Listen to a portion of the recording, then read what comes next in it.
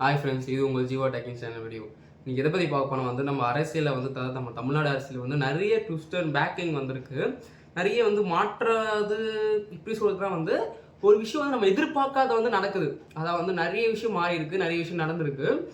ஒரு 10 வருஷமா கூட்டணி இருந்த கட்சி திரும்பி நான் கூட்டணி இல்லை, நான் ஜெயிச்ச பார்ட்டி கூட போறேன்ட்டு அவங்க போயிருக்காங்க. இப்போ தனிச்சு நின்று ஜெயிச்சு வந்திருக்காங்க சில கட்சி. நிறைய மாற்றங்கள் வருது.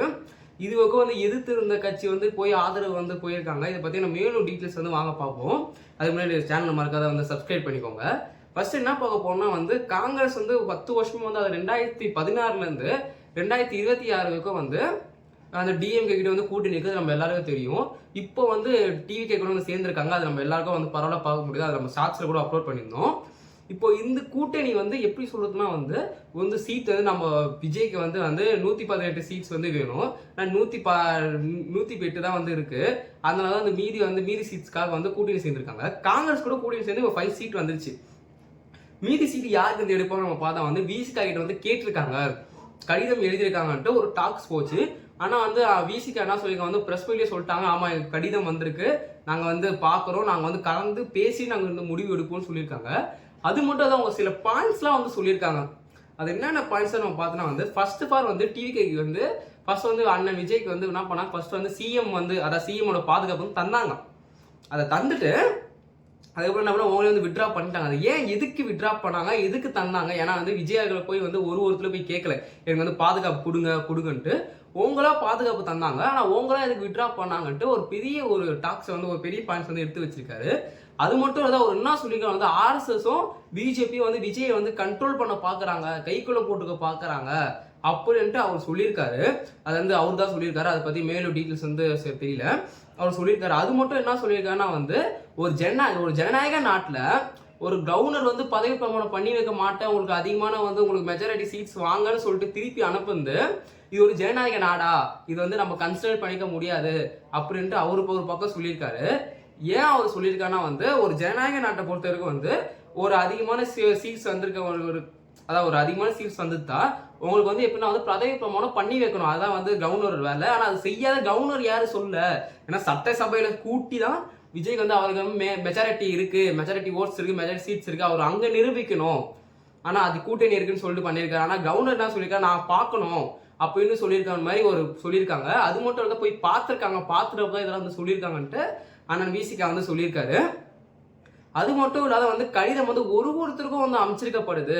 அதாவது சில கட்சி மறைமுகமாக பேசியிருக்காங்கன்ட்டு சில டாக்ஸ் வருது. அது மட்டும் இல்லாத சில இடத்துல என்ன சொல்லியிருக்காங்க, டிவிகே விஜய் அவர் அவரை தோக்கடிக்க டிஎம்கு ஏடிஎம்கு கூட்டணி சேர்றாங்க அப்படின்னு சில ரூமர்ஸ் போயிட்டு இருக்கு. அந்த ரூமர்ஸ் ஒரிஜினலா இல்லையான்னு தெரியாது, நம்மளுக்கு அதை பத்தின ஐடியா இல்லை. ஆனா அவங்க சொல்லியிருக்காங்க, இந்த மாதிரி ரூமர்ஸ் பரவி இருக்கு, அவர் கூட்டணி சேர வார, அது டிஎம்கே ஏடிஎம் கூட்டணி சேரும், டிகே தோக்கடிதுக்காக ஒரு விஷயம் ஒரு டாக்ஸ் போகுது.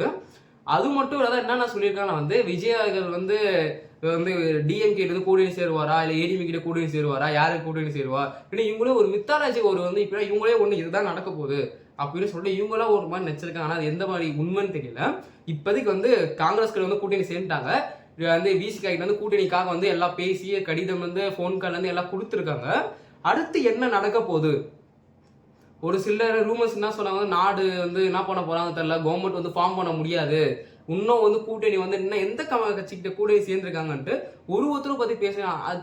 இதை பத்தி பேசிட்டு இருக்கும் போது கரெக்டா இதை பத்தி பேசிக்கும் போது இன்னொரு ரூமர்ஸ் என்ன வருதுன்னா காங்கிரஸ் கூட எது கூட்டணி சேர்ந்தாங்க அப்படின்னு சொல்ல ஒரு விஷயம் வந்துட்டு இருக்கு. ஏன்னா காங்கிரஸ் தமிழ்நாடுக்காக நிறைய கெடுதல் பண்ணியிருக்காங்க அப்படின்னு சொல்லி சில ரூமர்ஸ் சில பேர் பேசிட்டு இருக்காங்க. ஏன் விஜய் காங்கிரஸ் கூட கூட்டணி சேர்ந்தாங்க, அதுக்கு எதுக்குன்னு சொல்லிட்டு எதிர்ப்பு தெரிவிச்சிருக்காங்க சில கூட்டம்.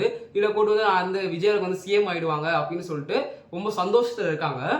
இன்னும் 5 சீட்டு விசிகா சேர்ந்தா எத்தனை சீட் ஆகும்னு சொல்லி, விசிகா சேரலன்னா இன்னும் 5 சீட் இருக்கு. ஒரு 5 சீட் டிவிகேக்கு ஒருத்தர் கட்சிக்கிட்டே பேசியிருக்காங்க. ஏன்னா டிஎம்கே கிட்ட 10 வருஷமா கூட்டணி இருந்தது வெளியே போயிட்டாங்க.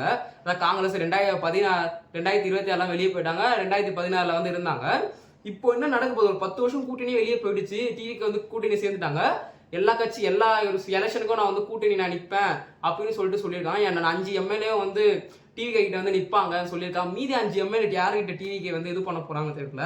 சப்போர்ட் பண்ணுவாங்க வந்து காங்கிரஸ் சொல்லியிருக்காங்க. எல்லா எலெக்ஷனும் அவங்க சப்போர்ட் பண்ணுவோம், லோக்கசபால வந்து எல்லா எலெக்ஷனும் சப்போர்ட் பண்ணுவோன்ட்டு பப்ளிக்கா ஒரு போஸ்ட் மாதிரி போட்டாங்க. அடுத்து என்ன நடக்க போகுது?